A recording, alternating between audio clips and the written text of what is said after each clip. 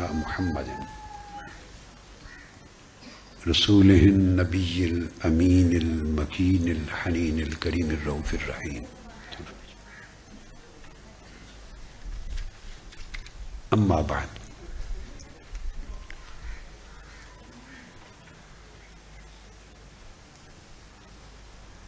أعوذ بالله من الشيطان الرجيم.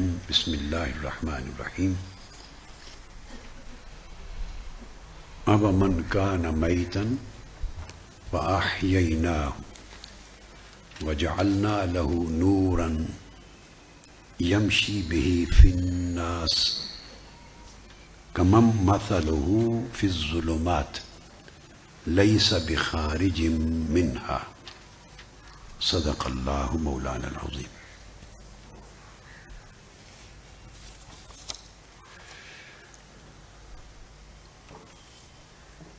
جامعہ اسلامیہ منہاج القرآن کے تمام اساتذہ کرام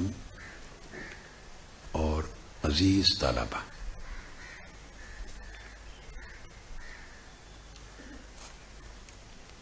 میں نے آج کی اس نشست کی ابتدا کی ہے اللہ جل مجدہ کی توفیق سے قرآن مجید کی سورہ الانعام کی آیت نمبر 122 کی تلاوت کر کے.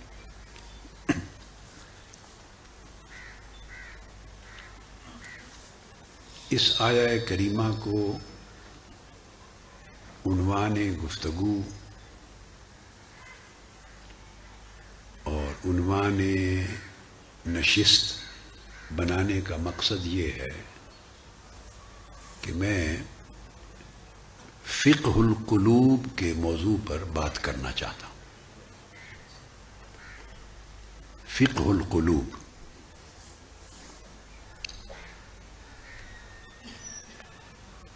اس موضوع پر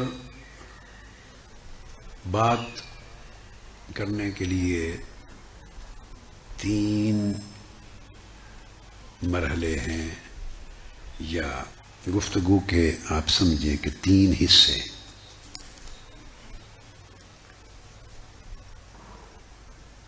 ایک حصہ تو علمی ہے، جس سے اس امر کو سمجھا جائے کہ قلب کی اقسام کیا ہوتی ہیں. جب قلوب کا لفظ استعمال کیا کہ یہ ایسی فقہ ہے، ایسی سمجھ، ایسا فہم اور ایسی معرفت ہے جس کا تعلق قلوب کے ساتھ ہے. تو علمی حصہ تو یہ ہے کہ قلوب کی اقسام کو جانا جائے اور اس میں ہر قسم کے احوال کو معلوم کیا جائے. ہر قسم کی جو خاصیتیں ہیں، اس میں دل کی کیا خاصیتیں ہوتی ہیں، اس کی معرفت حاصل کی جائے.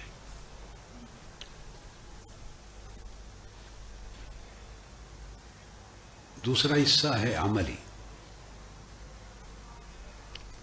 کہ جب یہ علم اور فہم دلوں کے حالات کا میسر آ جائے تو اس سے عملی طور پہ ہمیں کیا نصیحت حاصل ہو، اس سے کیا فائدہ ملے، اور اس سلسلے میں اگر ایک طالب، ایک مبتدی اس فقہ القلوب سے، دلوں کی فقہ سے اور اس کے احوال کی معرفت سے فائدہ حاصل کرنا چاہے تو وہ کس طرح قدم بقدم آگے بڑھے، اس کی علامات اسے کیسے معلوم ہوں، اس کو کیسے پتہ چلے کہ اس کا دل مردہ ہے، قلب میت ہے. اس کو اگر یہ معلوم ہو جائے کہ اس کا قلب مردہ ہے، قلب میت ہے، تو علامتوں کے ذریعے، تو علامتوں کی معلومات ہونی چاہیے. معلوم ہو جائے تو اس کا علاج کیسے ہو،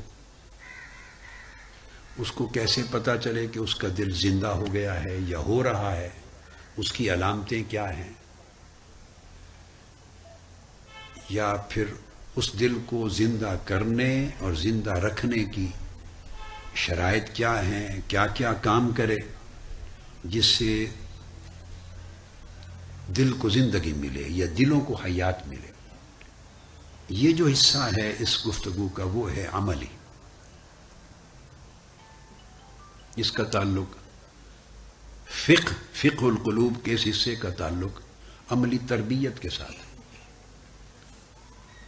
پھر تیسرا حصہ فقہ القلوب کا ہے جو مزید اس کے روحانی ثمرات کے ساتھ بحث کرتا ہے، روحانی اثرات کے ساتھ بحث کرتا ہے، روحانی برکات کے ساتھ، روحانی فوائد کے ساتھ، روحانی ثمرات کے ساتھ بحث کرتا ہے، اور ان میں ترقی کس طرح ہو اور استحکام کس طرح ہو، اور درجہ بدرجہ آدمی اس میں پھر جب قلب زندہ ہو جاتا ہے تو قلب سلیم کیا ہے، قلب منیب کیا ہے، قلب شہید کیا ہے، علی ھذا القیاس. اس قلب کے پھر مختلف اوصاف ہیں، اس کو توکل کیسے نصیب ہو، انابت کیسے نصیب ہو، خشوع کیسے نصیب ہو، مرتبہ مشاہدہ پہ کیسے پہنچے، تو قلب بڑھتے بڑھتے مرتبہ روح پہ کیسے پہنچے، علی ھذا القیاس. علی ھذا القیاس تو یہ پھر اگلے احوال سے متعلق ہے یہ بحث. تو یہ اس کا تیسرا حصہ ہے فقہ القلوب کا، اور وہ اس کا روحانی احوال سے متعلق ہے یا اس کے روحانی مراتب سے متعلق ہے قلوب کے. تو میں نے بھی اللہ کے توکل پہ یہ چاہا کہ اس موضوع کو شروع کر دیتا ہوں. معلوم نہیں کہ ہمیں کتنی نشستوں کا موقع مل سکے گا مصروفیات کے باعث، تاہم ارادہ اللہ پاک کی توفیق سے یہ کیا ہے کہ چند نشستیں وقت نکالتے ہوئے ہم کر لیں تاکہ یہ مضمون اللہ توفیق دے اور ہم کوشش کریں اس کی امر سے کہ مکمل ہو سکے. آج چونکہ پہلی نشست ہے اور اس میں بچے ہیں، طلبہ ہیں، ابتدائی سال سے لے کے مبتدی طلبہ جو ہیں ان سے لے کے منتہی تک، تو اس تینوں حصوں میں جو آسان حصہ ہے وہ ہے فقہ القلوب کا عملی حصہ. جب علمی حصے پر بات کرنی ہو تو پھر اس کو بحث کرنا ہے کہ پہلے موت کیا ہوتی ہے، حیات کیا ہوتی ہے، اور دلوں کی موت سے کیا مراد ہے، حیات سے، دلوں کی حیات سے کیا مراد ہے، اس کی تمثیل کیا ہے، اس کے لیے قرآن مجید کیا کہتا ہے، حدیث نبوی کیا کہتی ہے. تو وہ پھر ایسی علمی ابحاث میں انسان داخل ہوتا ہے. تو میں نے چاہا کہ اس کا علمی حصہ اور روحانی جو حصہ ہے مراتب اور درجات سے متعلق، یہ دو حصے بعد کی نشستوں میں کریں گے. ترتیب تو ہونی یہ چاہیے کہ علمی حصہ جس میں معنی مفہوم چیز آئے وہ پہلے ہو، پھر اس کے بعد عملی حصہ ہو، مگر میں نے بچوں کی سہولت اور آسانی کے لیے عملی حصہ آج پہلے رکھا ہے تاکہ طلبہ جو کچھ سنیں اس پر عمل شروع کر سکیں. اب معلوم نہیں اگلی نشست کو زیادہ دن لگ جائیں تو وہ خالی علم لے کے نہ پھرتے رہیں، اس سے فائدہ نہیں ہوگا، بلکہ وہ عملی زندگی میں اس نصیحت کو نافذ بھی کرنے کا عمل شروع کر سکیں. تو آپ کی عملی افادیت کے لیے اور تربیت کے لیے اور عملاً زندگی میں اس فقہ اور اس فہم کو نافذ کرنے کے لیے، عملی ابتدا کر دینے کے لیے، تو میں نے اس عملی حصے کو آج پہلی نشست کے لیے منتخب کیا تاکہ آپ کا کام شروع ہو جائے. پھر اس کا علمی اور جو معرفی جو پہلو ہیں وہ پھر بعد میں انشاءاللہ تعالیٰ کر لیں گے. اس کے بعد اس گفتگو میں ویسے تو بہت سی کتب ہیں لا محالہ وہ ذہن میں رہیں گی یا سامنے رہیں گی، مگر دو تو میرے مسودے ہیں میری کتابوں کے جو عنقریب چھپنے والے ہیں، مکمل ہیں، تیار ہیں ہر لحاظ سے، تو کچھ بحث اس میں سے ہوگی اور وہ میں مینشن کر دوں، اور آج اسی میں سے میں لے رہا ہوں۔ تو ایک حصہ تو ہے، میری ایک کتاب ہے جو جلد چھپ کے آ جائے گی، البیان فی الاسلام والایمان والاحسان۔ شاید میں اس کا عنوان چھپنے تک یہ کر دوں کہ فی ثمرات الاسلام والایمان والاحسان، ثمرات کے بعد میں کر دوں۔ خیر، تو ایک تو یہی مسودہ میرے سامنے ہے، مسودہ اسی کا۔ دوسری کتاب ہے جس میں سے ہم لیں گے، وہ میری دوسری کتاب ہے، میں نے آپ کو ذکر کیا ہوا ہے، اس کا آپ ہی کے لیے لکھی ہے، مگر وہ بھی ہوتا یہ ہے کہ جب وہ طباعت کے مراحل میں اس نے جانا ہوتا ہے، میری ساری کتابوں کا طریق یہ ہوتا ہے، تو آخری بار جب میں اس کی پروف ریڈنگ کر رہا ہوتا ہوں، اس کا مراجعہ کرتا ہوں آخری بار، تو دیکھتا ہوں جس موضوع میں، چونکہ میں نے ہی لکھا ہے، پھر دیکھتا ہوں کہ اس میں تھوڑی تشنگی ہے، کچھ اور اضافہ کرنا چاہیے، پھر میں اضافات شروع کر دیتا ہوں، اس کے اندر کچھ ذیلی موضوعات، کچھ اس کی تفریحات، کچھ اور تصریحات، کچھ تشریحات، کچھ تفصیلات ایڈ ہوتی چلی جاتی، تو وہ پھر طباعت کا کام رک جاتا ہے اور اضافات شروع ہو جاتے ہیں۔ اس میں وقت تو زیادہ لگ جاتا ہے ڈیفینیٹلی، لیکن یہ کہ پھر وہ طبیعت مطمئن ہوتی ہے کہ کام کسی حد تک اپنے اتمام تک پہنچا۔ تو یہی جو دوسری کتاب جس کا ذکر کر رہا ہوں، یہ ہے ایھا الولد الصالح، ایھا الولد الصالح، اس میں سے بھی یہ مضمون ہوگا۔ اب یہ کتاب پریس میں جانے کے لیے تیار تھی، تو میں نے اس کا پھر آخری مراجعہ کیا، تو اس کو ترتیب دی۔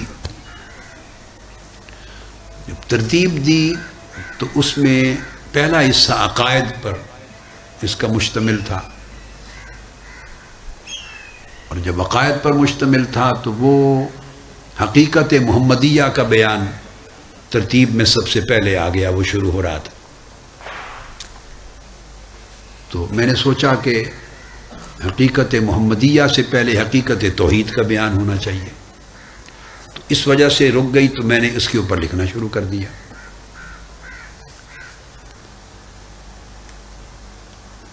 تو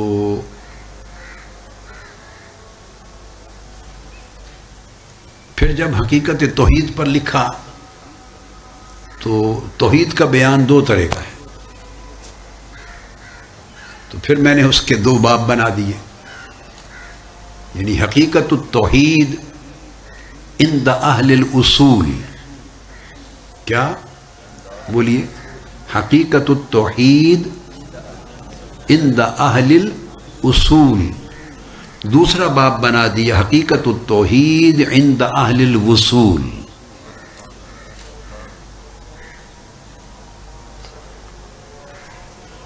یعنی توحید کی حقیقت اہل اصول کے ہاں کیا ہے، جو اہل علم ہیں، اصول الدین کے جو ماہرین متخصصین ہیں، ان کے ہاں حقیقت توحید کیا ہے، اس کو کر دیا ضروری حد تک۔ پھر دیکھا کہ یہ اہل اصول ہیں، اور کچھ وہ ہیں جنہوں نے اس حقیقت کو پا لیا ہے، کچھ ہیں جنہوں نے اس حقیقت کے علم کو پایا، کیا؟ اور کچھ وہ ہیں جنہوں نے فقط علم کو نہیں، حقیقت ہی کو پا لیا۔ اور جو حقیقت مقدسہ ہے اور حقیقت مطلقہ ہے، اس کی قربت اور اس کی بارگاہ میں پہنچ گئے، واصل ہو گئے، وہاں تک پہنچ گئے، تو ان کے ہاں حقیقت توحید کیا؟ وہ جو وہاں پہنچے تو انہوں نے پہنچ کر جو دیکھا تو انہوں نے حقیقت توحید کیا بیان کی، اور پہلا حصہ تھا جو پہنچے نہیں، جنہوں نے پڑھا اور سمجھا تو انہوں نے حقیقت توحید کیا بیان کی، تو جو پہنچ گئے اور جنہوں نے دیکھا تو انہوں نے حقیقت توحید کی کیا بیان کی. تو یہ دونوں مکمل ہو گئے ہیں. ایسی چیزیں اور پھر کچھ اور میں نے چاہا کہ اس کے عقائد کے کچھ اور پہلو بھی ضروری تھے تو وہ بھی ایڈ کر دوں. آلموسٹ ہو گئے ہیں مکمل، تو یہ کتاب بھی چھپ جائے گی. تو اس میں سے جو حصہ فقہ القلوب سے ریلیٹڈ ہے تو وہ تو البیان جو میری ایک کتاب بن گئی، اور ایک ایھا الولد الصالح میں سے دو تو مسودے یہ ہیں جو زیر مطالعہ رہیں گے.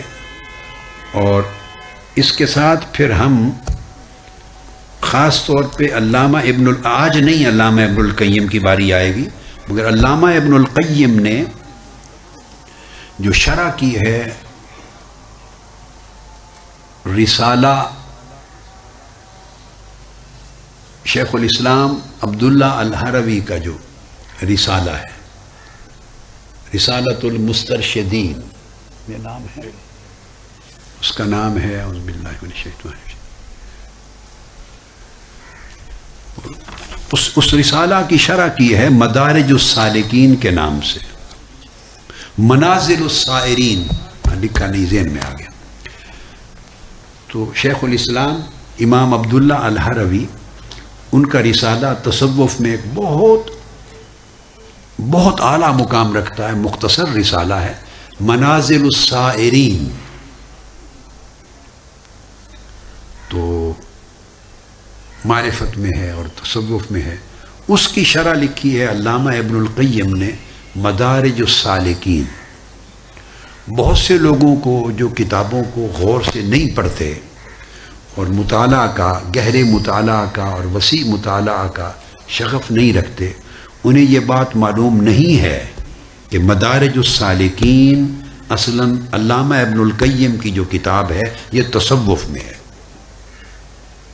اور عام تاثر یہ ہے کہ وہ تصوف میں بیلیو نہیں کرتے تھے، چونکہ علامہ ابن تیمیہ کے شاگرد ہیں، ابن القیم ابن تیمیہ کے شاگرد ہیں. تو تصور یہ ہے کہ وہ تصوف میں بیلیو نہیں کرتے تھے. تو یہ بات غلط ہے، غلط تاثر ہے. یہ تصور غلط تاثر پر مبنی ہے. ابن تیمیہ بھی تصوف میں بیلیو کرتے تھے، یاد رکھ لیں. مگر عقائد کے باب میں جہاں جہاں تصوف کی کچھ بحثیں عقائد کے ساتھ، فروع کے ساتھ ملتی ہیں، ان پر کئی چیزوں پر ان کا اور ہمارا اختلاف ہے. جمہور اہل سنت کی تشریحات کا عقائد کی بعض فروع میں مختلف نقطہ نظر ہے جمہور کا یا امت کا جو اجماع ہے، اور علامہ ابن تیمیہ کا نقطہ نظر بعض اعتقادی امور میں مختلف تھا جن پر مواخذہ کیا گیا ہے اور اختلاف کیا گیا. تو ان حصوں کو چھوڑ دیں تو من حیث المجموع وہ تصوف کو کے قائل تھے، ماننے والے تھے. تو پھر ابن قیم ان کے شاگرد ان سے زیادہ ماننے والے تھے، ان سے بہت زیادہ. حتیٰ کہ اس لیے تو میں نے بتایا کہ مدارج السالکین یہ کتاب ہی انہوں نے پوری تصوف کے رسالہ کی شرح پہ لکھی، منازل السائرین کی شرح. تو یہ کتاب بھی، تو جب مدارج السالکین آ جائے گی ہمارا اس گفتگو کا حصہ، تو اس کا مطلب ہے منازل السالکین سائرین بھی اس کا آ جائے گا حصہ، کیونکہ اسی کا جملہ لکھ کے پھر وہ شرح کرتے، جملہ لکھ کے شرح کرتے. تو یہ کتاب بھی رہے گی. کوئی اور کتاب بھی ضمن میں ضرورت محسوس کی تو پھر ہم شامل کر سکتے ہیں.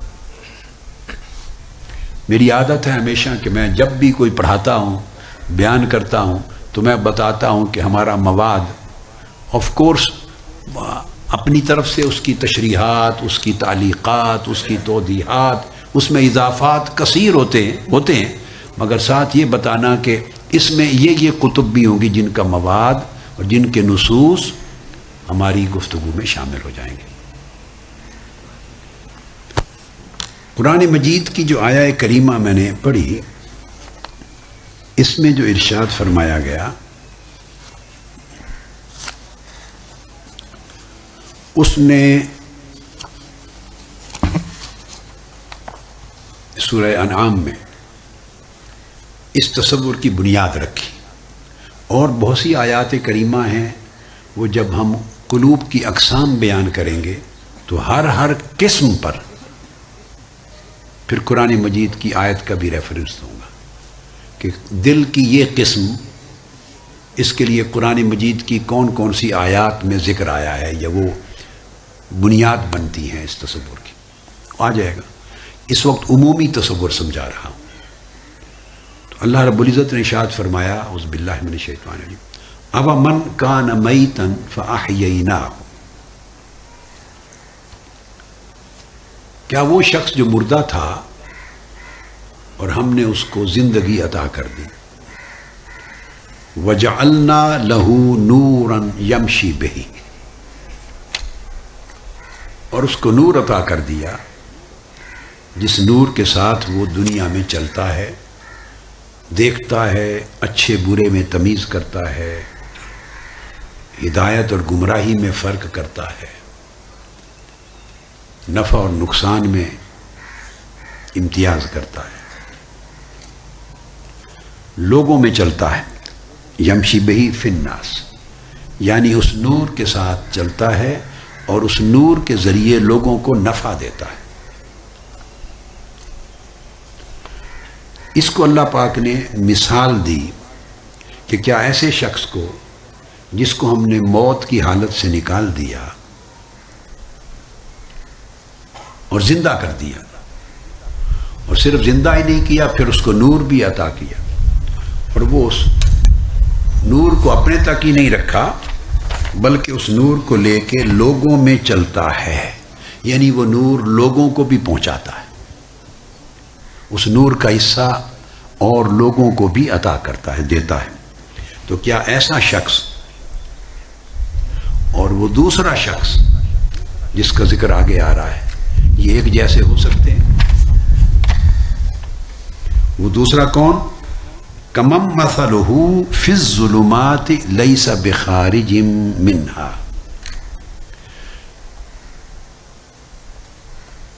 کیا وہ شخص اس کی مثل ہو سکتا ہے جو اندھیروں میں گمراہی میں پٹکتا پھرتا ہے اور گمراہی کے اندھیروں سے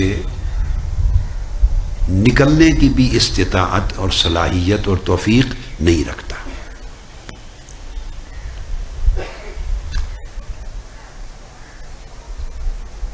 اب ہم اس آیت کریمہ سے حیات القلوب کو کس طرح اخذ کر رہے ہیں؟ اس آیت کریمہ میں تو قلب کا لفظ نہیں آیا۔ آپ کو ذہن میں سوال آیا؟ نہیں آیا ہوگا، بچوں کے ذہن میں نہیں آیا ہوگا سوال، ہیں؟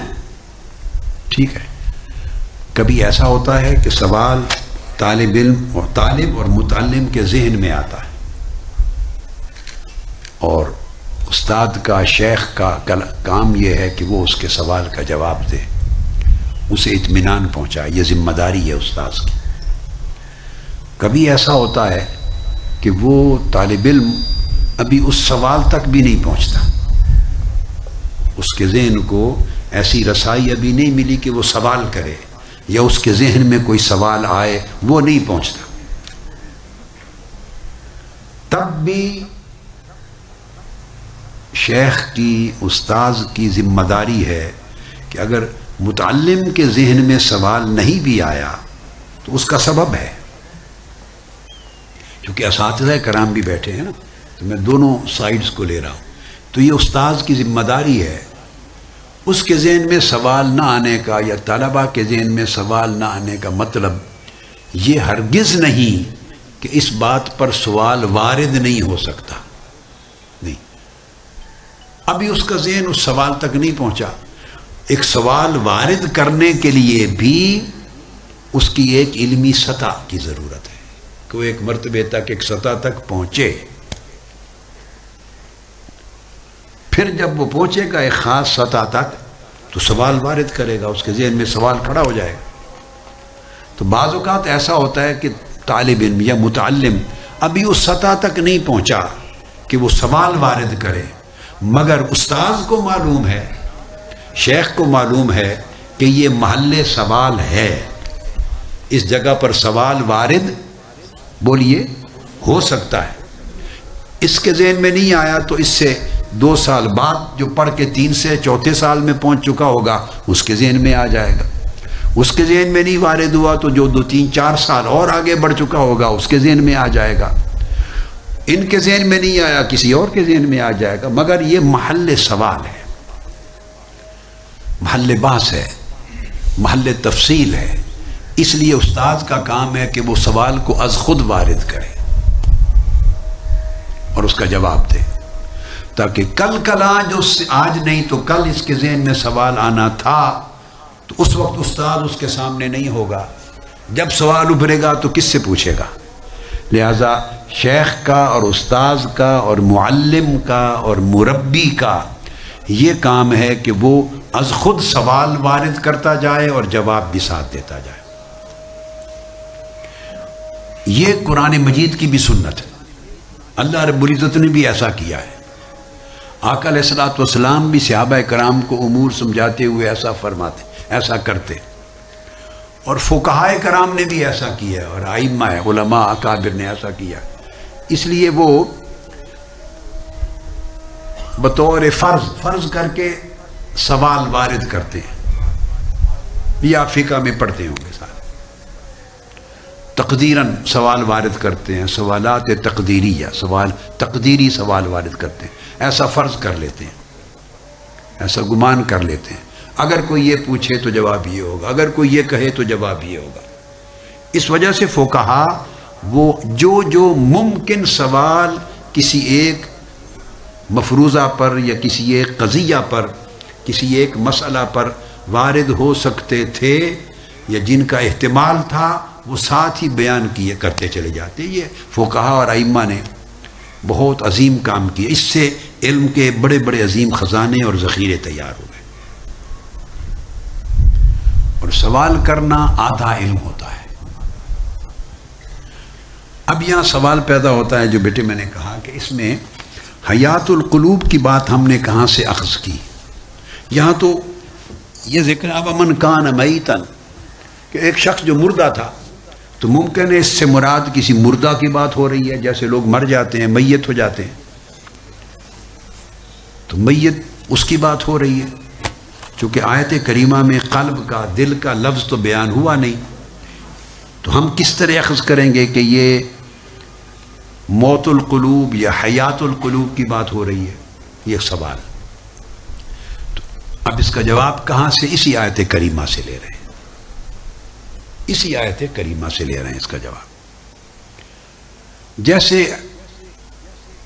حیات البدن ہے اور موت البدن ہے، بدن کی زندگی اور موت ہے، اسی طرح حیات القلب اور موت القلب ہے. دل کی موت اور دل کی زندگی ہے، یا موت الروح ہے اور حیات الروح، روحانی جسمانی زندگی اور جسمانی موت کی طرح ہی انسان کی روحانی موت اور روحانی زندگی.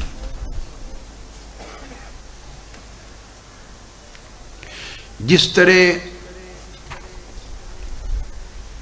ایک بندہ صحت مند تناور، یہ بیٹوں کے لیے سمجھ لیجیے، صحت مند تناور ہوتا ہے، کوئی مرض اس کو لاحق نہیں ہوتی اور کسی قسم کا کوئی اور جسمانی عارضہ اس کو نہیں ہوتا لاحق. اسی طرح قلب بھی ایسے ہوتے ہیں کہ ان کو کوئی مرض، کوئی لاحقہ، کوئی نقصان نہیں ہوتا. یہ اس کو پھر جب ایسا قلب، تو وہ قلب حی، زندہ دل سے بھی اونچا درجہ ہو جاتا ہے، وہ قلب سلیم ہو جاتا ہے. یہ سلامتی والا قلب ہے. اسی طرح آپ دیکھتے ہیں بیٹے کہ انسان مریض ہو جاتا، انسان تو مرض کے بھی درجے ہیں. کبھی تھوڑی سی سر درد ہو جاتی ہے، کبھی نزلہ زکام ہو جاتا ہے، کبھی انفیکشن ہو جاتی ہے، بڑھتے بڑھتے معدے کی تکلیف ہے، گردے کی تکلیف ہے، ہیپیٹائٹس سی ہے، کینسر ہے، آدمی قریب مرگ ہو جاتا ہے. تو امراض کے بے شمار درجے ہیں. سمجھ گئے نا؟ اسی طرح سمجھیں جیسے جسمانی امراض کے بے شمار درجے ہیں، اسی طرح قلب و روح کی امراض کے بھی بے شمار درجے. تو قلب مریض بھی ہوتا ہے، اس کو قلب سقیم کہیں گے. کیا کہیں گے؟ قلب سقیم. اور اس کی کئی اسقام ہیں، ان اسقام کے حساب سے پھر اقسام ہیں. وہ قلب مریض بھی کہتے ہیں اس کو، یہ قلب اس کا دل مریض ہے. تو دل کا بھی نزلہ زکام سے لے کے کینسر تک سارے مراتب ہیں. چھوٹی چھوٹی مرضیں بھی ہیں، اس کا بھی علاج. تو چھوٹی مرض ہوتی ہے، سر درد ہو تو کچھ نہ کچھ تو کرتے ہیں. یہ بیٹے میں تمہید کر رہا ہوں ساری. کوئی بھی مرض ہو تو علاج تو کرتے ہیں.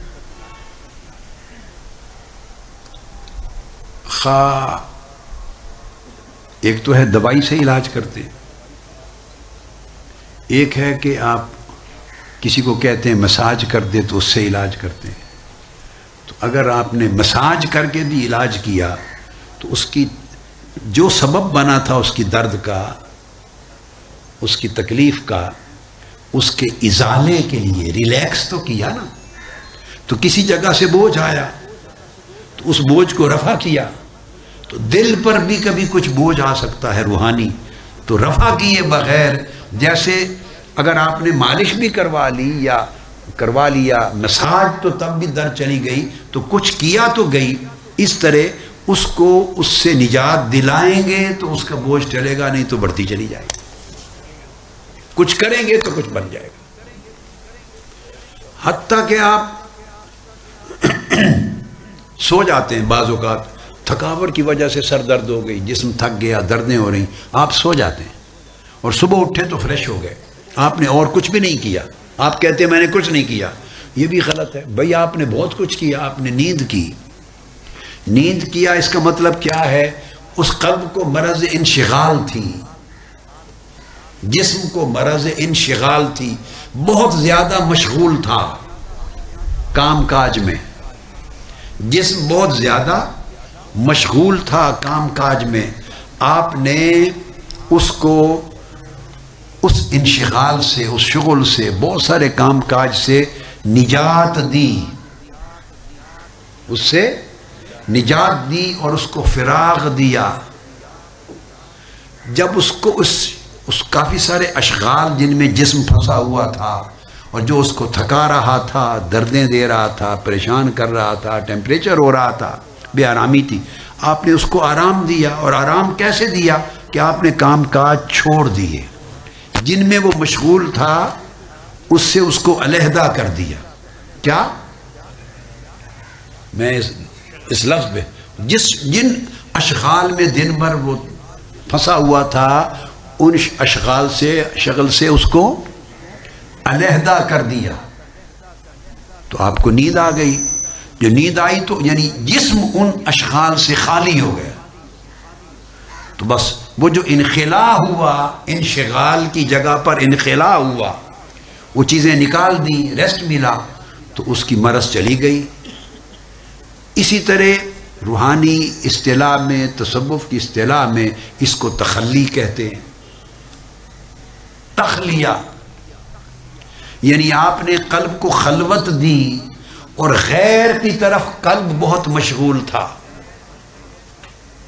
مادی چیزوں کی طرف، حرص کی طرف، ہوا کی طرف، جسمانی طلب کی طرف، شہوات کی طرف، اپنی دنیا کی حاجات کی طرف، معاملات کی طرف بہت مشغول تھا. اسی دھیان میں تھا، دل رہتا تھا. تو بیٹے جس طرح جسم بہت مشغول ہو تو تھک جاتا اور بیمار ہو جاتا ہے، اس طرح قلب جب غیر از خدا، اللہ کے سوا، ما سوی اللہ میں بہت مشغول ہوتا ہے، بہت مشغول ہوتا ہے، تو وہ اس طرح وہ بھی مریض ہوتا ہے. اب جس طرح آپ نیند کرتے ہیں تو نیند کا مطلب یہ ہے کہ آپ نے وہ اشغال نکال دیے اپنے جسم سے، ان سے الگ ہو گئے، تخلیہ کر لیا. تو جسم نے تخلیہ لیا تو صبح اٹھے تو فریش تھے، اس طرح دل کو بھی ایک تخلیہ دینا ہوگا. جب ان اشغال کو نکال دیں گے تو صبح ہوگی دل پر تو وہ فریش ہوگا. دل کی صبح ہوگی تو فریش ہوگا.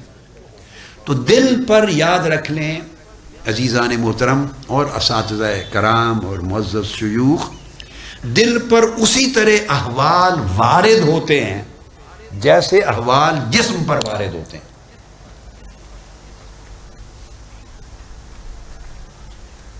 مگر فرق یہ ہے ہم چونکہ اہل جسم ہیں تو جسم پر جب احوال وارد ہوتے ہیں تو فوراً اس کا پتہ چل جاتا ہے.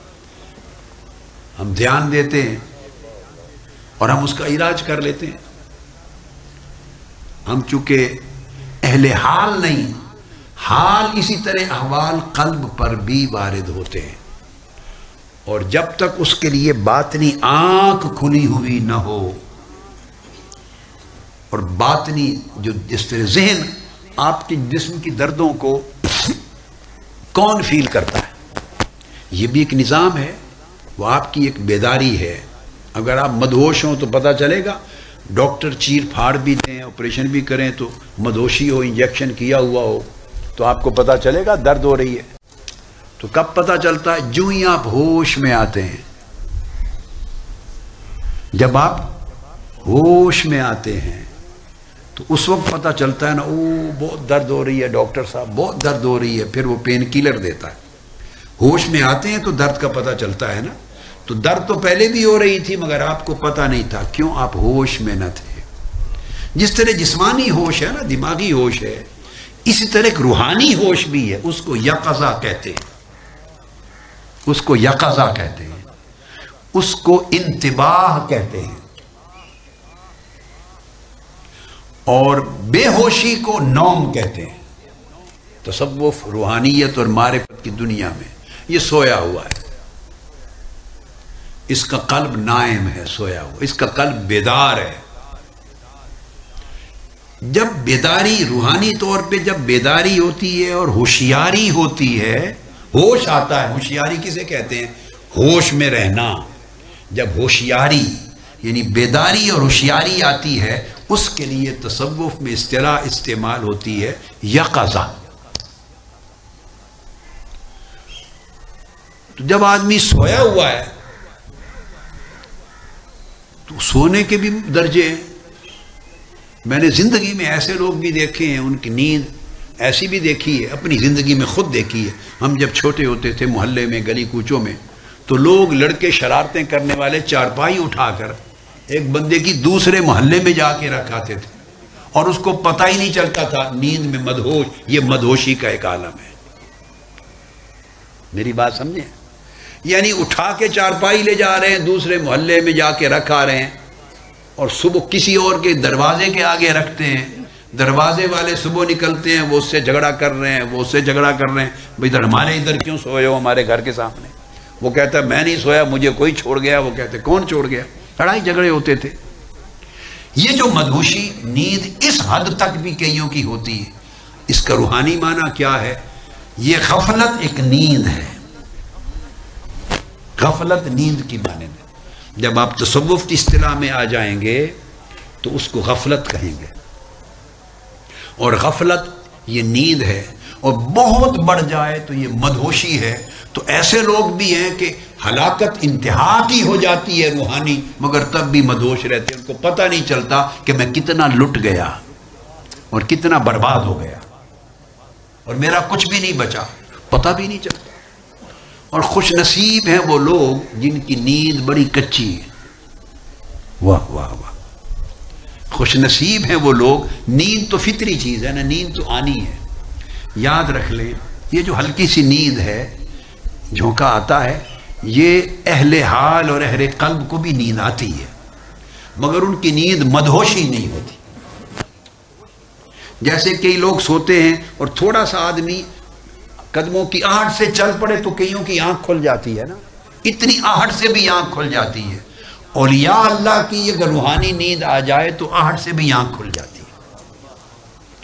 یا ان کی روحانی نیند ہوتی نہیں ہے، بیدار رہتے ہیں. اور اگر کبھی تھوڑی بیداری میں ہلکی سی تقاضا بشریت نیند اور غفلت دخل ہو جائے تو ہلکی سی روحانی آہٹ سے بھی آنکھ کھل جاتی ہے، یعنی ان کا یقظہ کا حال اتنا قوی ہوتا ہے،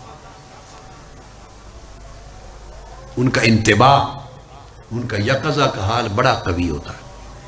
تو مقصد یہ ہے کہ یہ احوال جو جسم پر وارد ہوتے ہیں یہی احوال قلب پر بھی وارد ہوتے ہیں، اور قلب کی امراض اور پھر اس کے درجہ بندی ہے، چلتے چلتے کینسر تک، ناقابل علاج تک بھی چلا جاتا ہے۔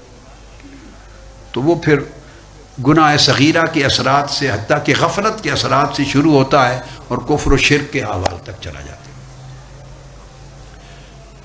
پھر اسی طرح ایک سٹیج آتی ہے بیٹے جب مرض بندے کو موت کے جھولی میں دھکیل دیتی، موت کی گود میں بندہ مر جاتا ہے، آپ کہتے ہیں میت ہے۔ تو جس طرح جسم میت ہو جاتا ہے، اس طرح ایک سٹیج آتی ہے جہاں مرض اپنی انتہا کو پہنچ کے الٹیمیٹلی قلب بھی مر جاتا ہے، وہ قلب میت ہے، وہ قلب میت ہے۔ تو اب قرآن مجید استعمال کرتا ہے کبھی استعارہ کی زبان، کبھی صریح کے انداز میں، کبھی استعارہ کے انداز میں، کبھی حقیقت میں، کبھی مجاز میں۔ قرآن مجید کی اپنی بلاغت ہے اور کمال بلاغت ہے، اپنے انداز میں چلتا ہے۔ تو ایسے کلام کو پھر معنی سمجھنا چاہیے کہ یہاں میت سے مراد قرآن کا کون سا میت ہے، دل کا، روح کا میت ہے یا جسم کا میت ہے۔ تو جب اس آیت کریمہ پہ آپ غور کرتے ہیں تو جو تمثیل دی گئی ہے، تمثیل سے اس آیت کی موت اور حیات کا معنی متعین ہو جاتا ہے بطریق تمثیل۔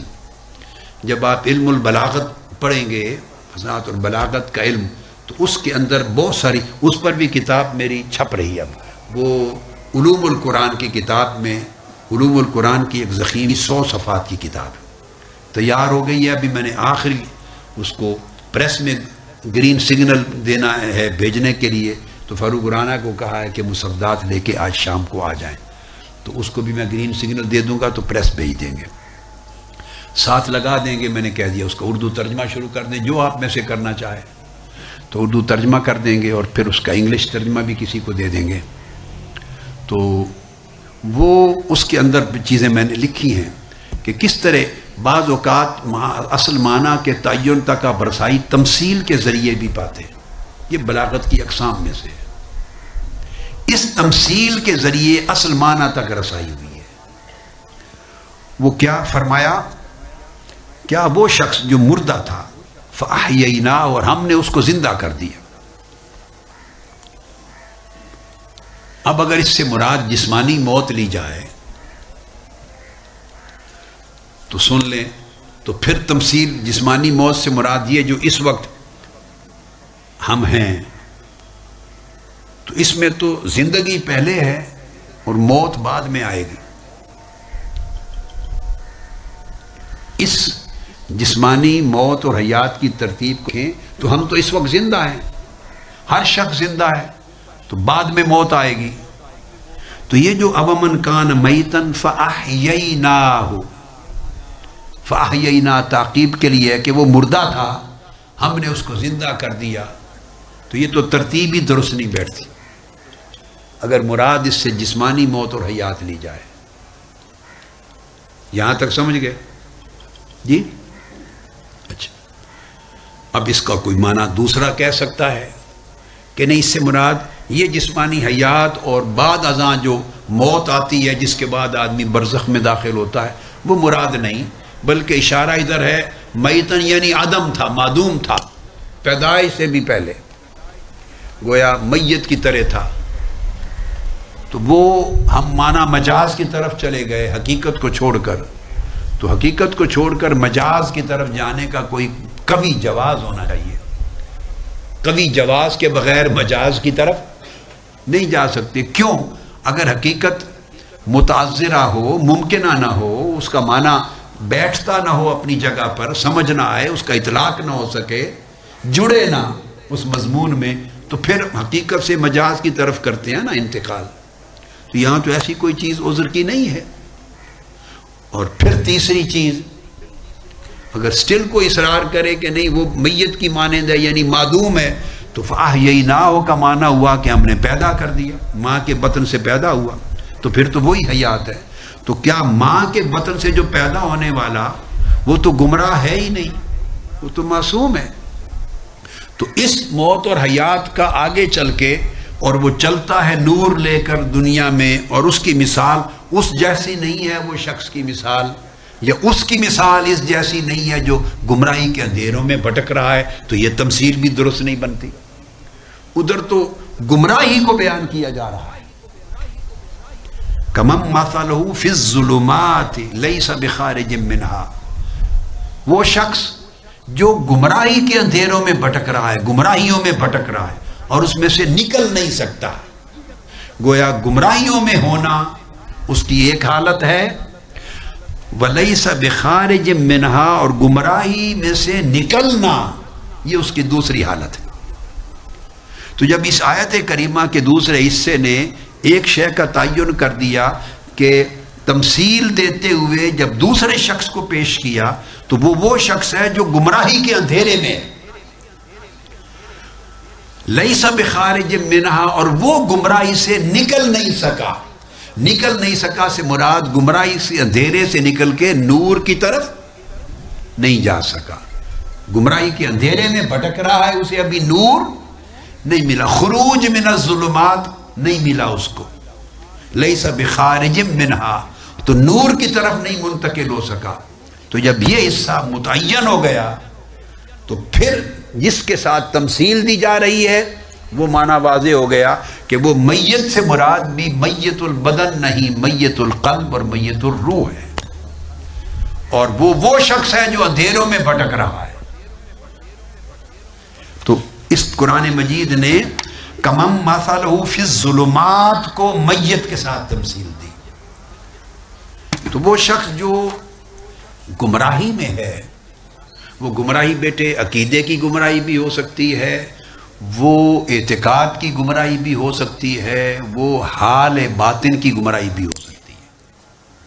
وہ گمراہی میں ہے، اس کو ہدایت نہیں ملی، اللہ کے نبی کی ہدایت پہ نہیں آیا، قرآن کی ہدایت پہ نہیں آیا، ہدایت ربانی پہ نہیں آیا، ہدایت وحی ربانی پر نہیں آیا، ہدایت قلبی پر نہیں آیا، ہدایت روحانی پر نہیں آیا۔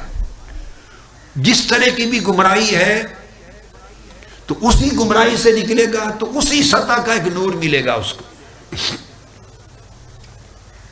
تو وہ گمراہ ہے، وہ موت ہے۔ اس لیے آیت کریمہ بیان کرتی ہے اب امن کان میتن، وہ شخص جو گمراہ تھا، کفر میں تھا، شرک میں تھا، یا دلالت میں تھا، گمراہی میں تھا، عملاً فسق میں، فجور میں، کفر میں، شرک میں، کسی بھی سطح کی گمراہی میں تھا، فَأَحْيَيْنَاهُ، تو اس سے مراد اس گمراہ شخص کو قرآن مجید نے میت کہا ہے، میتن، تو وہ میت القلب تھا۔ فَأَحْيَيْنَاهُ، سو ہم نے اس کے دل کو زندہ کر دیا، اس کو اس گمراہی سے اس کے دل کو نکال لیا، نور ایمان دے کر، نور ہدایت دے کر، نور سنت دے کر، نور تقوی دے کر، نور معرفت دے کر، جیسی گمراہی تھی ویسا نور نکال کیا، خارج منہا، جب نکالا تو اس طرح کا نور عطا کیا۔ اب بیٹے یہ بات اچھی طرح سمجھ میں آ گئی کہ قرآن مجید نے یہاں دل کا مردہ بیان کر دیا۔ کچھ لوگ دلوں سے مردہ ہوتے ہیں، دل ان کا میت ہوتا ہے، اور اللہ ان کے دلوں کو زندگی عطا کرتا ہے۔ اب اس میں کوئی شک رہ گیا؟ اس پوری وضاحت کے بعد شک تو نہیں رہ گیا، اسی شک کو دور کرنا تھا، چونکہ بات کی ابتدا ہی شک کو دور کرنے سے ہوتی ہے بیٹے، ورنہ آگے قدم ہی نہیں چل سکتا، ایمان کا راستہ ہی نہیں کھلتا۔ اللہ رب العزت نے ابتدا کی، اعوذ باللہ من الشیطان الرجیم، سورہ بقرہ کی قرآن مجید کا تعارف کرواتے ہوئے، الف لام میم، ذالک الکتاب لا ریب فیہ، ذالک الکتاب لا ریب فیہ، یہ وہ کتاب ہے جس میں شک کی گنجائش ہی نہیں۔ تو جب تک شک رہے کیا، اس وقت تک علم نہیں آتا، اس وقت تک علم نہیں آتا۔ مرتبے ہیں. یہ جہل ہوتا ہے، اس سے نکلتا ہے تو وہم میں آتا ہے بندہ، اس سے نکلتا ہے تو شک کے مرتبے میں آتا ہے، اس سے نکلتا ہے تو ظن کے مرتبے میں جاتا ہے، ظن سے نکلتا ہے تو علم کے مرتبے میں جاتا ہے. باٹم لائن جہل ہے، آخری جہل ہے، اور کمال کا آخری نقطہ علم ہے. تو جس کو جہالت کہتے ہیں، جہل اور علم کے درمیان 3 منزلیں ہیں، وہم کی، شک کی اور ظن کی. بولیے 5 چیزیں یاد ہو گئی. کیا باٹم لائن کیا ہے؟ جو بندہ کچھ ہی نہیں جانتا وہ کیا ہے؟ جہل. اس سے نکلے تو اونچا آیا تو پھر وہم. آپ کہتے ہیں مجھے یہ خیال آ رہا ہے، وہم ہے مجھے اس طرح کا، تو اس میں کچھ نہ کچھ داخل ہو جاتا ہے. وہم سے آگے نکلے تو پھر شک وہم سے طاقتور ہوتا ہے. شک 50% پر آ جاتا ہے، آدھا ادھر اور آدھا ادھر. پھر شک سے بھی آپ نکلتے ہیں تو پھر مرتبہ کیا آتا ہے؟ ظن کا. ظن 75% کی طرف چلا جاتا ہے، یعنی 50% اور 100% کے درمیان کہیں بھی اوپر نیچے وہ ظن ہو جاتا ہے. تو ظن سے بھی نکلتے ہیں چونکہ اس میں گمان رہتا ہے غلطی کا امکان. تو نکلتے ہیں تو جب 100% ہوتے ہیں، 99% تک بھی ہو تو ظن کہتے ہیں، علم نہیں کہتے.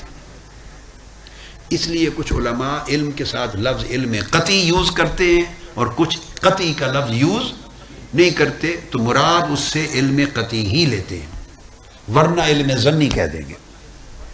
تو علم پھر آخری درجہ ہے.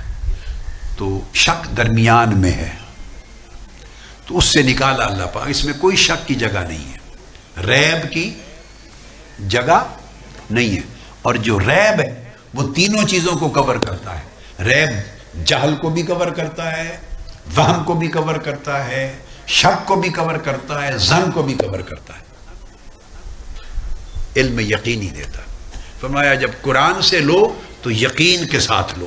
چاروں نچلے درجے قرآن کی شان نہیں ہے.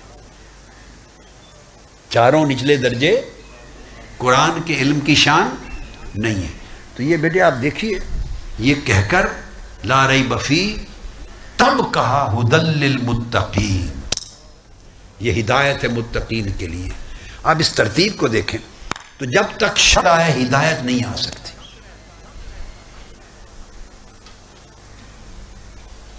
باپ آپ کی میں زندگیوں کو ایڈریس، ابھی وہ سبجیکٹ تو شروع نہیں ہوا، تو چلو کر دیا تو انشاءاللہ نشستیں ہوتی رہیں گی بیٹے. میں چاہتا ہوں کہ جتنی نشستیں بھی ہوں یہ موضوع انشاءاللہ مکمل ہو جائے. تو اس سے قرآن مجید سے کیا ہوا بیٹے؟ اگر شک رہے تو ہدایت نہیں آتی. بولیے، شک رہے تو ہدایت نہیں آتی. اس کو دہرائیں سبق کو. لہذا ہدایت کے لیے آپ کو شک سے نکلنا ہے. اب آپ ایمانداری سے کہیں بیٹے زندگی کتنے % شک رہتا ہے ہماری زندگی میں؟ ایسے بولیں کتنے %؟ ہر چیز کے اندر کتنے % شک رہتا ہے؟ متشکک رہتے ہیں. کتنے % شک کے حال میں ہوتے؟ ٹھیک ہے. تو آپ خود سوچیں، جب ہم رہتے ہی شک کی دنیا میں ہیں تو ہدایت کہاں سے ملے؟ آپ کو سمجھ آ گئی بیٹے بات؟ لہذا آج کا گویا یہ فقہ القلوب کے باب میں یہ خاص سبق ہو گئے. پہلا بھی سبق ہوا جو میں نے آپ کو اقسام اور مراتب امراض اور صحت کے بتائے، مرض اور صحت کی قلب کی. مگر یہ کہ اگر شک کی زندگی میں رہے تو ہدایت نہیں مل سکتی. پھر آدمی آرزو رکھتا ہے ساری زندگی، ایک ایسی آرزو جو پوری نہیں ہو سکتی. اب وہ بندے کی آرزو ضرور ہے مگر قانون اس کے خلاف ہے. کیسے پوری ہو؟ ہم رہتے بھی اچھا کیونکہ شک میں تردد ہے. کیا بولیے؟ شک میں تردد ہے اور ہدایت میں تحقق ہے. ہدایت میں تحقق ہے. تو دونوں چیزیں متضاد ہیں بیٹے. شک میں بندہ کبھی ادھر کبھی ادھر کبھی ادھر کبھی اندر لا الہ ہؤلاء ولا الہ ہؤلاء. ادھر بھی نہیں ہوں، ادھر بھی نہیں ہوں، ادھر بھی ہوں، ادھر بھی ہوں، سمجھ نہیں کہاں ہوں، کدھر جاؤں، کیا سوچوں، کیا رائے بناؤں، اتنا تردد رہتا ہے. تو ہدایت نہیں آتی بیٹے اس دل میں. لہذا آج کا سبق یہ ہے کہ تردد سے، شک سے نکلیں. یہ بھی امراض قلب میں سے ہے. تو قلب زندہ کیسے؟ وہ تو خود تردد میں ہے. تردد امراض قلبی میں سے ہے. شک امراض قلبی میں سے ہے. شک امراض قلبی میں سے ہے. تو اس میں ہدایت نہیں داخل ہوتی. اور دیکھیں پھر اب ایک ترتیب بتا دیتا ہوں تو پھر آپ کو آگے انشاء جائے گی بات کی. تو پھر فرمایا ہدی للمتقین. تو شک ختم کیے بغیر ہدایت ممکن نہیں. اللہ پاک کی کیا شان ہے، اس نے ہدایت کو سیاق اور سباق کے ذریعے 2 شرطوں کے اندر محفوظ کر لیا ہے. ایک شرط ہدایت کے لیے پہلے بیان کر دی ہے، ایک شرط بعد میں بیان کر دی ہے. یعنی ایک دائرہ ہے، اس کے اندر ہدایت کو نیوکلیس بنا کے رکھ دیا. پہلے شرط کیا ہے؟ شک سے نکلو.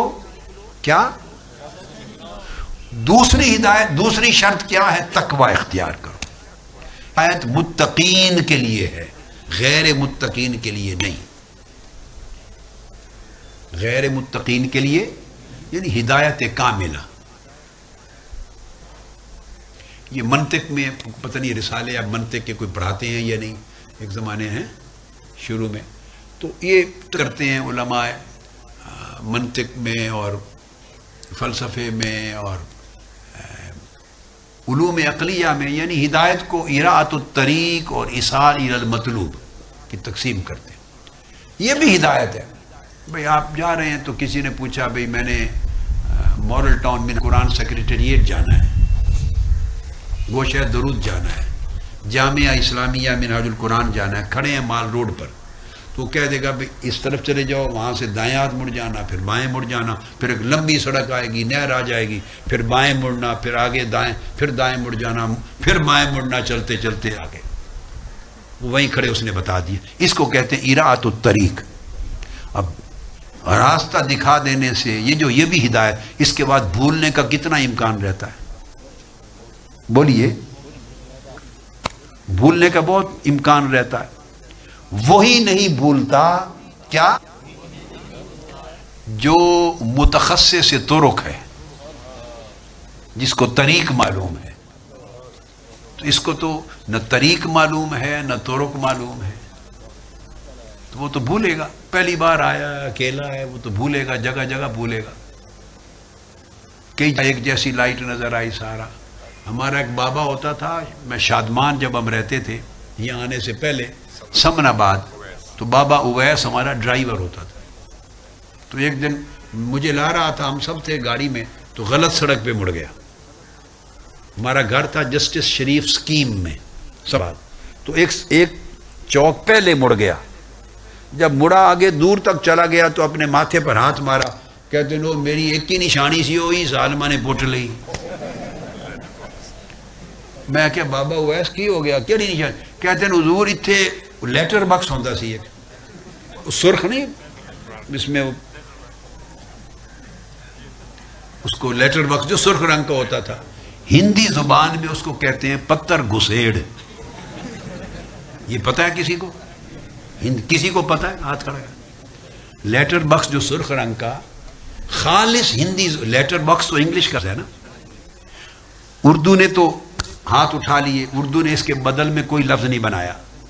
اردو نے تو انگریزی کا لفظ ہی لے لیا، لیٹر باکس. کیا اب کہیں جی یہ تو انگلش کا چھوڑے، اردو کا کوئی اپنا لفظ کوئی نہیں. ہندی میں ہے کیا؟ پتر گھسیڑ. کیا نام ہے؟ پتر گھسیڑ. پتر ہندی زبان میں کہتے ہیں خط کو. تو وہ خط کو پنجابی اصل ہندی سے آیا ہے پنجابی. وہ جو پتر ہے خط، اس کے اندر ہاتھ گھسیڑ کے تو ڈالتے نہیں تھے، پھینکتے تھے. اس کے فعل کو دیکھ کر اس کا نام پتر گھسیڑ رکھ دیا. یہ ہندی کی ان کی لغت کا لفظ ہے. اسی طرح چلو بات آ گئی ہندی میں یہ جو بائیسیکل ہے یا سائیکل، یہ اردو کا لفظ ہے؟ اردو کے پاس کوئی لفظ نہیں، اردو زبان کے پاس مفتی صاحب سائیکل چلایا ہے نا اپنے عمر میں، مگر اس کا انگریزی زبان کا یہ لفظ ہے، لے لیا ہے اردو نے، اس کا اپنا زبان کوئی نہیں۔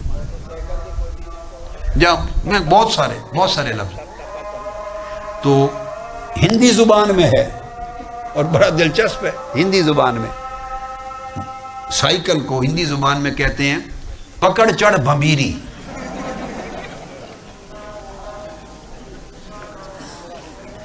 انہوں نے گھسیڑ دیا لفظ، بس بن نہیں، پکڑ چڑھ، یعنی پہلے اس کے وہ نہیں ہوتا جو ہینڈل، پکڑ چڑھ بمبیری، گول گھومتی، پکڑ چڑھ بمبیری کہتے ہیں بائیسیکل کو۔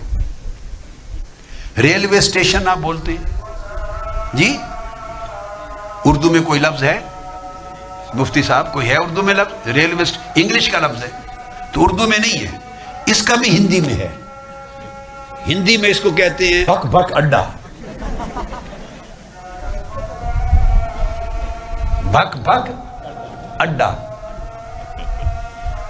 بس مجھے اپنے ذرائع سے یہ کل 3 لفظ معلوم ہیں کہ ہندی نے اپنی زبان میں خاص لفظ بنا رکھے ہیں۔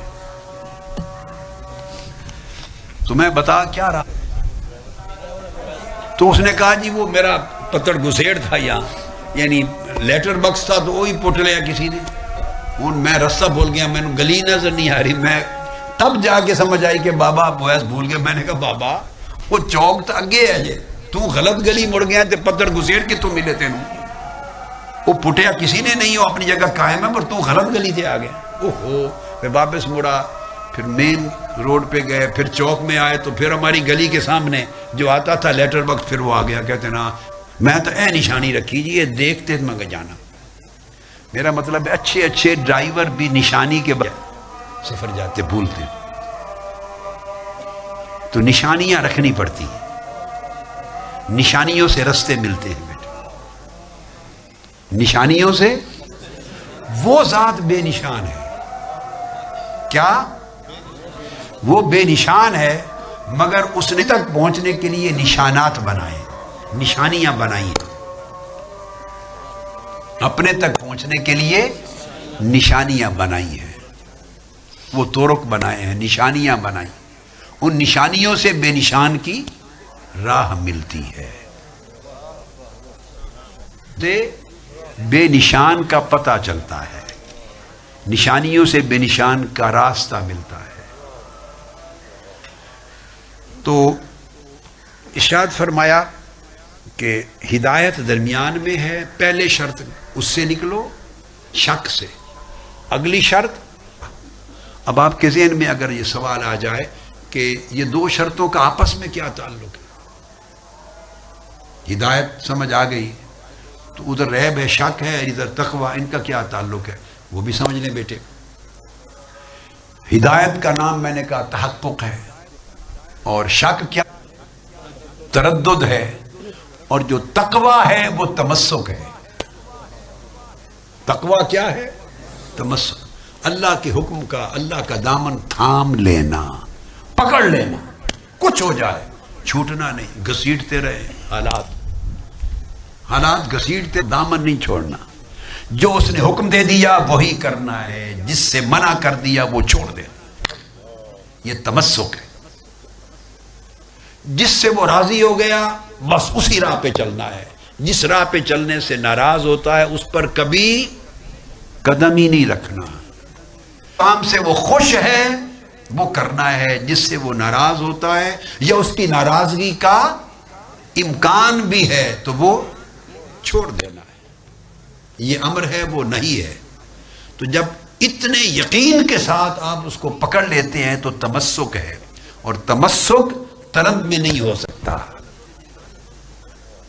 تمسک تردد کی حالت میں، جب یقین کامل ہوگا تو تمسک ہوگا، آدمی تب چمٹے گا کسی سے، پھر کوئی دھتکارتا بھی رہے پھینکتا بھی رہے، جب سمجھ آ گئی کہ حق یہی ہے تو دھتکار دے، کرے چہرہ کرے نہ کرے، بلائے نہ بلائے، دے نہ دے، لے لے نہ دے عمر بھر ترسائے، جیسا چاہے وہ کرتا رہے، جب پتہ آگے چل گیا کہ حق وہی ہے پھر بندہ چھوڑتا ہی نہیں۔ تو مجھے 100 دھکے دے دے میرے مولا، مجھے نہ ڈال لک دے، کچھ کر، میں نے در نہیں چھوڑنا، مجھے پتہ چل گیا نا کہ در یہی ہے۔ اب آپ سمجھ گئے نا بات کو جی؟ تو جب یہ اس درجے کا یقین ہوتا ہے تو تب ہی ممکن ہے تمسک، تب ہی تمکن ہے، ورنہ اس درجے کا تمسک کوئی کر ہی نہیں سکتا۔ کہاں تک چمٹے گا؟ خواہش آج پوری نہیں ہوئی، ایک دعا پوری نہیں ہوئی، دوسری نہیں ہوئی، تیسری نہیں ہوئی، 500 دعائیں، 1000 دعائیں، 10 سال گزر گئے، ایک بھی نہیں پوری ہوئی۔ تو اگر ایک رتی بھی تردد ہوگا نا تو الٹیمیٹلی بندہ سوچے گا کہ میری دعا قبول نہیں ہونی ہے، بس یہ خیال آیا، تمسک ٹوٹ گیا۔ تمسک میں آپ نہیں رہتے، میں نہیں رہتا، میں ہی بیماریاں میرے واسطے ہی لکھیاں نے، تکلیفاں میرے واسطے ہی لکھیاں نے، کمزوریاں میرے واسطے لکھیاں نے، محرومیاں میرے واسطے ہی لکھیاں نے۔ آپ سمجھ گئے نا؟ باقی ہر کوئی کامیاب ہے، فلاں فلاں، جو یہ خیال آیا تو آپ تردد میں چلے گئے، تردد میں۔ اس لیے تردد اور تمسک دو متضاد چیزیں ہیں۔ تمسک میں تردد کی گنجائش نہیں ہے، کچھ ملے یا نہ ملے جمع یہی رہنا ہے۔ وہ مسکرائے، ہنس کے دیکھے یا پرواہ ہی نہ کرے، پوچھے بھی نہ، تب بھی جڑا وہیں رہنا ہے۔ کوئی پوچھے تو خوش رہتے ہیں، جو نہ پوچھے 2-4 بار ہو جائے تو ہم متردد ہو جاتے ہیں۔ ہمارا تو یقین ہی اتنا ہے نا، ہم اس کو یقین کہتے ہیں، ہم تماشے کو یقین کہتے ہیں۔ کیا اب آپ کو بیٹے سمجھ آ گئی بات کی کہ وہ تردد کا درجہ تھا، یہ تمسک؟ تو 2 شرطیں پوری ہوں تو ہدایت ملتی ہے، تحقق ہوتا ہے۔ تردد سے نکلے 100%، تمسک، کامل تمسک کو حاصل کریں، 2 شرطیں پوری کرنے والا ہوگا، یعنی اس کو تحقق نصیب ہوگا۔ کیا؟ اب جب یہ تحقق نصیب ہوگا، یہ بات سمجھا کر تب اگلی آیت وارد کی ہے، فرمایا الذین یؤمنون بالغیب۔ پھر جب یہ تحقق مل جائے نا تو ان کی شان بیان کی، پھر یہ وہ لوگ ہیں جو پھر وہ دیکھتے نہیں ہیں اور دیکھنے کا تقاضا بھی نہیں کرتے۔ اب آپ کو آیتوں کا ربط بین الآیات سمجھ میں آ گیا؟ یہ تفسیر کا ایک حصہ ہے، ربط بین الآیات۔ یعنی انسان سوچتا ہے بھئی یہ بھی آیت ہو گیا، یہ بھی ہو گیا، یہ بھی ہو گیا، مگر وہ ان کے درمیان سارے قرآن میں ربط ہے، علم سے بالناس تک ساری آیتوں میں باہمی ربط ہے، معنوی ربط ہے، ربط بین الآیات۔ یہ سارا سمجھا کر اس پر قائم کر دیا اللہ پاک نے نتیجہ۔ اور یہ وہ لوگ ہیں جو الذین یؤمنون بالغیب، جو بن دیکھے ماننے والے ہیں، کہ ماننے والے جن کو کہا وہ 3 وادیوں سے گزر کے آیا ہے، تب اس کو کہا ہے بن دیکھے مانتے ہیں۔ وہ تردد سے نکل کے آیا ہے، تمسک کی منزل پر فائز ہو گیا ہے، تحقق پا کے آیا ہے، اب الذین یؤمنون بالغیب کا ٹائٹل مل رہا ہے، ٹائٹل مل۔ اور جب بیٹے یہ ٹائٹل مل جاتا ہے تو 4 چیزیں پوری ہو گئی نا، یہ ہو جاتا ہے وہ صاحب اقامت صلاۃ ہے۔ الذین یؤمنون بالغیب ویقیمون الصلاۃ، ویصلون نہیں کہا، جب دوسرے اس جگہ پر نہیں، ثم استقاموا تو الگ ہے نا، اس مقام پر تو نہیں۔ تو اس کا ربط بتا رہا ہوں۔ تو جب یہ 4 مرتبے پورے ہو گئے، فرمایا وہ یقیمون الصلاۃ، وہ یصلون نہیں ہے، وہ نمازی نہیں ہے، وہ نماز کو قائم کرنے والے ہیں۔ نماز پڑھنے والے اور نماز کو قائم کرنے والے میں فرق ہے۔ بس یہ گفتگو یہاں پر ختم کرتے ہوئے اس کا معنی سمجھا دوں۔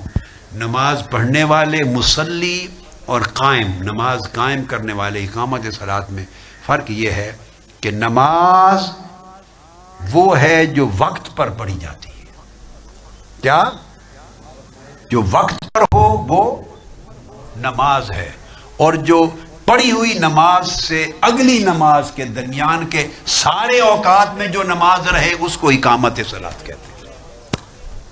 ایک نماز وہ ہے جو اپنے وقت پر پڑھی جاتی ہے، دوسری نماز وہ ہے جو نماز کے بعد جاری رہتی ہے۔ نماز سے فارغ ہونے کے بعد اور اگلی نماز میں داخل ہونے سے قبل تک سارے اوقات میں جاری رہتی ہے۔ اگر ایک وقت میں ہو تو وہ نماز ہے، اگر سارے اوقات میں ہو تو وہ اقامت۔ تو یہ ایسے لوگ ہیں بیٹے جن کو اقامت نماز کا درجہ نصیب ہوتا ہے، وہ ہر وقت اس وقت میں مصلی ہوتے ہیں اور باقی اوقات میں مقیم الصلاۃ ہوتے ہیں۔ تو یہ اس آیت کریمہ کا آج مفہوم، اور یہ وہ لوگ ہیں جن کو اللہ حیات قلبی عطا کرتا ہے، اور حیات قلبی کے ساتھ پھر ان کو نور دیتا ہے۔ وہ نور میت دل کو نہیں مل سکتا، اس کے لیے دل کا زندہ ہونا ضروری۔ جب دل زندہ ہو جائے گا تو نور ملتا ہے، اور زندہ دل کو جب نور ملتا ہے تو وہ نور اس کے اپنے من کو بھی روشن کرتا ہے۔ چلو بیٹے، اس سے پھر آگے جو موضوع ہے انشاءاللہ اللہ نے جب چاہا اگلی نشست میں اس کو شروع کریں گے۔ وما علینا الا البلاغ، والسلام علیکم ورحمۃ اللہ وبرکاتہ۔ یہ مجھے یاد کرا دیں بیٹے، جب بھی یہ حصہ بیان کر دیا تھا